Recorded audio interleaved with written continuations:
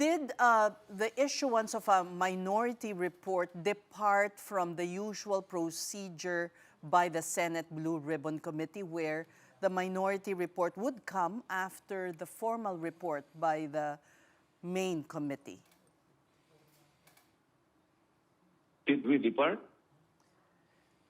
Sir, did No, you... our purpose is to inform our people that we had already our findings and recommendations on how we should deal with the problems involving the most anomalous and the most scandalous corruption in this country, which started with the 2025 mangled budget.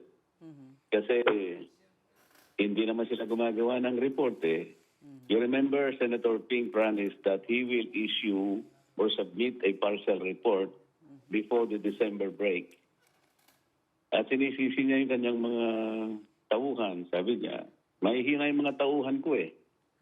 Sabi nila, it's already being drafted. Nung tanongin ko, nakatingin sila sa akin at tangu-tango lang. So when can the Filipino people await really the submission of a final report? Kasi ang mga tao, they're agitated.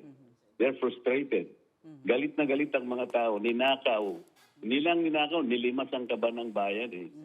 So ang purpose namin dito, one, siguro to encourage naman the Blue Ribbon Committee, mag-submit na kayo kahit partial report lang, di ba? Para sa tao.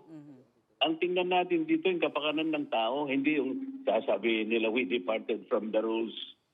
Bakit? Masama bang mag-submit ng minority report? In the history of the Senate, karaniwang nagbibigay ng minority report kahit na wala pa yung majority report. Kaya namin ginawa to because hindi namin alam kung kailan sila gagawa ng report. Okay, pero We encourage them to do that. all right. Now, Senator Ping says it belongs in the trash can. Sa kanya, if it belongs to the trash can, nakalimutan niya siguro, di man lang niya binasa yung report. How can you even make a judgment like that? Yung tatlong hearings ko, nung ako pa ang chairman, kasama yung tatlong hearings na kanyang ginawa, pinagsama ko yun eh. So is he ready, or he's prepared to assume and even admit na yung kanyang ginawang 3 hearings, basura din? Pati yung kanyang dalawang privilege speeches na ginamit kong input doon, basura din yun? Wala namang ganunan. Wala kaming ibang motibo doon kung hindi ang kapakanan ng taong bayan makakita man lang kung anong nangyari na so far. Hindi namin pinipilit na yun ay kanilang i-adapt. Sinasabi lang namin, tingnan ninyo. Baka naman may mapulot kayo dito, baka naman makatulong ito.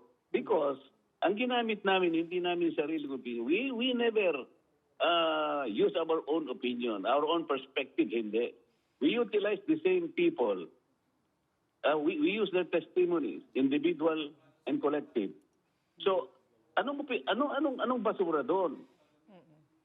Hindi man lang niya binasa.